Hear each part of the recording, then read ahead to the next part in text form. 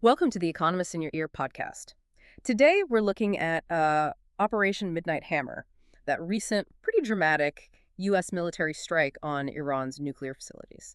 We've been examining a detailed assessment and also the Economist's take on it. And our aim today isn't just, to recap what happened. It's really to get under the surface, unpack the main arguments, and maybe push back a little on some assumptions or things left out of the public discussion. We want to give you that deeper context, look at different angles, and maybe spark a few aha moments for some really nuanced thinking. Absolutely. Because look, the operation itself was undeniably ferocious. Technologically, militarily, quite something. But the really question, the one we need to wrestle with is, did it actually work? I mean, did it achieve the strategic goals? Tactical success is one thing. The long-term fallout, though, that's a whole lot more complicated. Okay, so let's start there. Let's unpack the sheer force involved. This wasn't just a minor strike, was it? It felt designed to really make an impact. Oh, absolutely. Midnight Hammer involved over 125 aircraft. It was actually the biggest strike mission ever for the B-2 stealth bombers. They flew something like a 37-hour round trip all the way from Missouri. 37 hours. Wow. Yeah, grueling. And they even used decoy planes over the Pacific, to throw people off the scent. And it wasn't just planes. You had dozens of Tomahawk cruise missiles fired from submerged U.S. Navy subs. It was a real symphony of force projection, you could say, highly coordinated. And the weapons they used, particularly for those very deep targets we hear about. Pretty formidable stuff. That's right. The big news was the first combat use of the GBU-57. That's the Massive Ordnance Penetrator, the MOP. The 30,000-pound bunker buster. Exactly. They dropped 14 of those on Fordo and Natanz, the really hardened sites. Then the Tomahawks went after Isfahan, which has sort of softer above-ground facilities. The idea was clearly to hit that critical triad of their fuel cycle. Fordo, with the 60% enriched uranium and advanced centrifuges. Natanz, the main enrichment plant and R&D hub, and Isfahan for converting uranium, making parts, storing materials, hit all three pillars. Now, Washington's line was very clear. Precision, limited strike. Just focused on nuclear sites, not aiming for regime change, supposedly just to get Iran back to negotiations. But when you look at the sheer scale, biggest B-2 strike ever, the most powerful conventional bomb America has, isn't there a bit of a contradiction there? That's exactly the fascinating part, this massive display of force. It just doesn't mesh with the idea of a limited diplomatic signal. Not from Tehran's point of view, surely. The Iranian regime is almost certainly going to react to the ferocity of the means, the sheer violence of the attack, rather than whatever diplomatic language Washington wraps it in. And that gap between the stated intent and the actual action, it creates this huge potential for miscalculation. Makes de-escalation really, really difficult. Okay, so after this massive attack, what do we actually know about the damage? President Trump said the program was totally obliterated. Was it? Yes. Not quite. Obliterated seems like an overstatement. Yes, there was severe damage. But General Dan Kane, the chairman of the Joint Chiefs, he was much more cautious, said a full assessment would take time. Right. We did see satellite images from Maxar showing these big craters on the mountainside right above Fordow, so definite impacts there. And critically, the IAEA, the UN nuclear watchdog, they confirmed finding radiological and chemical contamination inside the Natanz facility. Inside, so the bombs penetrated or caused internal breaches? It suggests severe internal destruction, yeah.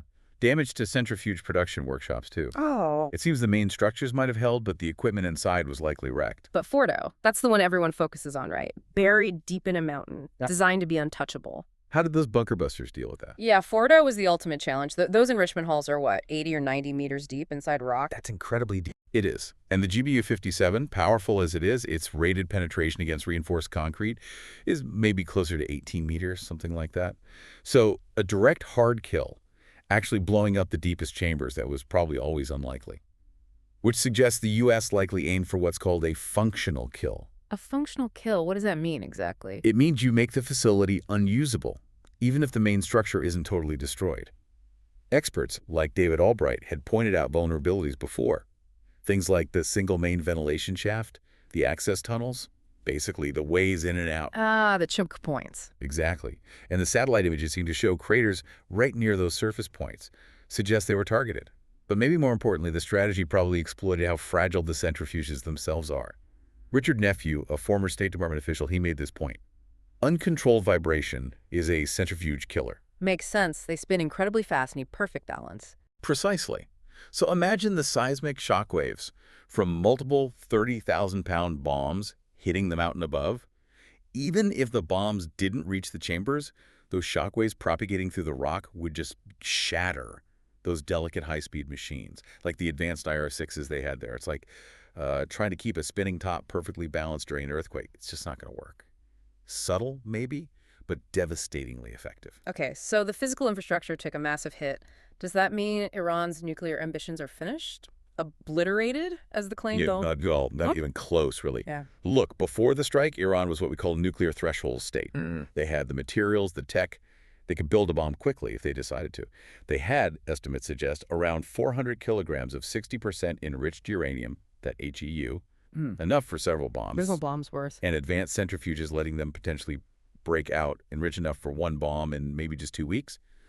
But the fundamental flaw, the central problem with any strike like this, is you can't bomb the most important asset they have. Which is? Their human capital, the knowledge. Right. The knowledge that cannot be bombed. Exactly that. You've got decades of scientific engineering know-how spread across universities, research institutions. You just can't target that with air power.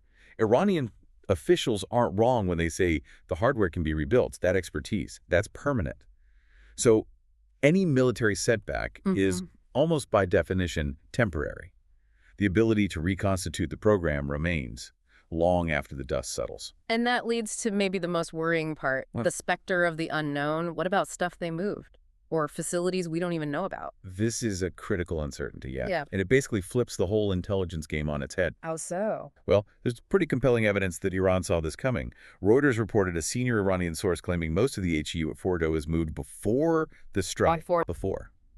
And satellite images did show unusual activity near Fordo's tunnels beforehand. Trucks, dirt being moved, maybe hiding movements, maybe trying to absorb the blast, who knows. Plus, you have reports like from ISIS, the think tank, not the terror group, about potential new, deep underground tunnel complexes being built near Natanz, possibly for reconstitution. So the strikes might have hit half-empty or even fully empty facilities? It's a deeply troubling possibility. We just don't know for sure how much material or even key equipment was dispersed beforehand. So what does that mean for intelligence gathering now? It changes everything. Before, the job was monitoring a declared program, even if Iran wasn't fully compliant. You had IAEA inspectors, known sites. A baseline, at least. A baseline, exactly. Now, those sites are rubble. The old verification system is kind of irrelevant. The challenge isn't checking declared activities anymore. It's this high-stakes hunt for hidden facilities, hidden materials. And that hunt relies almost entirely on spying human intelligence, trying to interpret satellite images speculatively. Much, much harder. And there's a paradox here, isn't there? A huge one. By destroying the big, visible plants, the strike might have actually pushed Iran towards a faster, smaller, sneakier path to a bomb. Because it's harder to find. Precisely. A small finishing facility, just to assemble a weapon using pre-enriched material, that could have a tiny footprint. Exceptionally difficult to detect before it's too late. So, ironically, the strike might have made a clandestine sprint more logical for Tehran. Okay, let's shift to the strategic fallout. Beyond the physical damage, how is Tehran likely to react? What are their next moves? Well, they're in a really tough spot, the Iranian leadership. An existential dilemma, you could say. Just rolling over and capitulating to U.S. demands after being attacked. That looks like surrender. Huge loss of face, domestically, regionally. Yeah. Probably not sustainable for the regime. So retaliation seems likely. It's the most probable path, yes. Now, what kind? Nuclear escalation is one option. Pulling out of the NPT, the Non-Proliferation Treaty, and making an open dash for the bomb. Some Iranian officials have hinted at that if they feel an existential threat. A very dramatic step. Very. But perhaps more likely, at least initially, is asymmetric retaliation. That's Iran's playbook, honed over decades, hitting back indirectly, avoiding a full-blown war. And what would that look like? What are the options? Oh, they have plenty. Missile or drone strikes on U.S. bases or personnel in the Gulf region. Trying to mess with shipping in the Strait of Hormuz, a key oil route. Disrupting oil flow. Always a possibility. Oh. They could activate proxy forces, though. Groups like Hamas and Hezbollah have been somewhat degraded recently. And then there's cyber. Sophisticated cyber attacks against critical infrastructure in the U.S. or allied countries. And domestically. Domestically, you can bet they'll use this. Rally the public around the flag, blame America, consolidate power for the hardliners, crack down on any dissent. It plays right into the hands of the most anti-Western elements. Thinking about history, Does this feel more like Israel hitting Syria's reactor in '07, which basically ended their program, or like the strike on Iraq's Usrak reactor in '81? That's a really important comparison. And I think the consensus is this is far more like Iraq in '81, because Iran's program isn't some nascent foreign supplied thing like Syria's was. It's mature, decades old, largely indigenous, spread out, and deeply tied to national pride and scientific achievement. Like Iraq's program under Saddam. Exactly. Iran has the local expertise, the political will, just like Iraq did. So the most likely outcome isn't termination. It's that the strike actually strengthens Tehran's determination, drives the program deeper underground, makes them more convinced they need a bomb. So it crosses a psychological line. I think it does. It validates the hardliner argument. See, diplomacy failed. The Americans attacked us anyway. Only a nuclear weapon guarantees our security. And if that view prevails, it makes any future diplomatic deal for dismantlement like the old JCPOA aimed for almost impossible. It probably kills the spirit of that kind of deal for good. And the shockwaves go beyond Iran, obviously. How are the big global players and U.S. allies reacting? Well, Russia and China came out strongly, predictably, condemned it, called it a violation of international law. They haven't rushed to arm Iran or anything, but they're definitely using this to paint the U.S. as, reckless and unilateral, trying to chip away at American influence, especially in the global South. And U.S. allies. Europe, the Gulf states. It's deeply uncomfortable for them. The Europeans, especially the UK, France, Germany, the E3, they're alarmed, worried about a wider war, unhappy with the unilateral move while diplomatic channels were still technically open. They're calling for calm de-escalation. It really highlights a rift across the Atlantic about how to handle Iran, even if the ultimate goal is shared. And the Gulf Arabs. They host U.S. bases. They're right there. They're in a terrible position. They put out statements expressing deep concern. They're terrified of becoming the battlefield if things escalate further. Their anxiety really is a pretty damning verdict on any claim that this strike somehow made the region more stable. Beyond the immediate politics, what about the long-term damage to international norms, to the non-proliferation system itself? That might be the most significant cost, actually. It damages the global effort to stop the spread of nuclear weapons, specifically the NPT regime, in several ways. How so? First, it sort of sets a precedent for attacking a country's monitored nuclear facilities before they actually build a weapon. Attacking a latent capability within the NPT framework that's new and dangerous could be used against others down the line. Second, it sends a terrible message. Transparency gets you bombed, secrecy keeps you safe. Why would any other country thinking about proliferation cooperate with the IAEA if they think it just paints a target on their back? It pushes everything further underground. Makes verification harder. Much harder. And third, it just undermines diplomacy. The Europeans were still trying, however falteringly, to talk.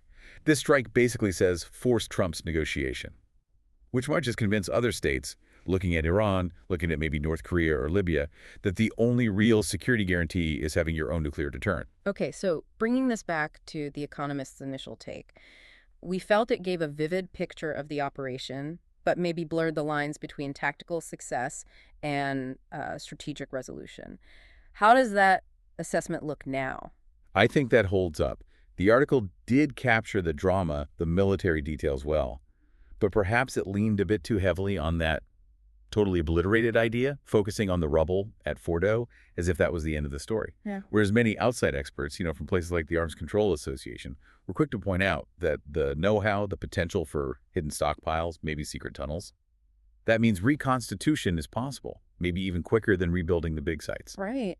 And I also felt it maybe underplayed the risk of Iran hitting back later, asymmetrically, even though that's their classic response. Were there other things maybe overlooked? Broader consequences? Yeah, a couple of things. It didn't really touch on the warnings from the IAEA and the UN about the sheer danger of bombing active nuclear sites, the risk of radioactive leaks, even if it seems contained this time. The safety aspect. Exactly. And the economic hit seemed a bit downplayed, too.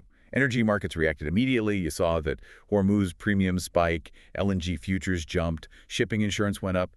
Those have real-world costs. Plus, the focus was very much on the nuclear program. But Iran still has its ballistic missiles, its regional proxies, untouched. They might double down on those other levers of power now, causing different kinds of trouble. So for Washington trying to frame this, what are the deeper assumptions being challenged here? Well, one big assumption is that just delaying Iran's program militarily counts as a strategic win. But does it?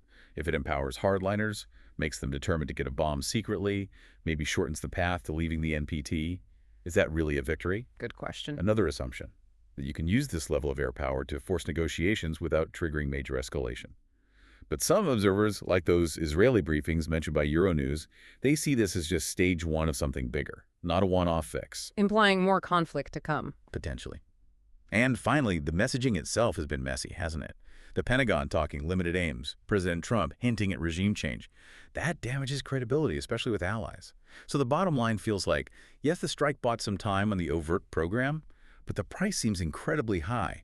More instability, probably higher oil prices long-term, and definitely a weaker global system for preventing nuclear proliferation. So, wrapping this up, it feels like Operation Midnight Hammer was, yes, a display of incredible military power. It definitely hurt Iran's known nuclear sites, pushed back their overt timeline. But as we really dug into here, that tactical win seems to have come at a very steep, maybe perilous strategic price. It hasn't solved the Iran nuclear problem. Maybe it's just changed it into something potentially harder to manage, more dangerous. I think that's right. The strike couldn't touch the most resilient parts. The scientific knowledge, the political drive, that deep-seated belief that they need this capability as a deterrent. And by hitting a program that was, at least partly, under international monitoring, the U.S. has likely pushed Iran towards a secret path, boosted the hardliners, and made a future diplomatic solution, one based on trust and verification, incredibly difficult, if not impossible. At the same time, it's rattled allies, created deeper geopolitical divides, and weakened those crucial global rules against spreading nuclear weapons. So that wreckage of the regime's nuclear dream that President Trump spoke of, maybe in the long run it turns out to be the wreckage of our ability to peacefully and verifiably manage that dream. What stands out most to you, the listener, in all this complexity? Because moving forward, dealing with this new reality is going to require, well, a level of strategic thinking and diplomatic skill that you could argue hasn't always been apparent.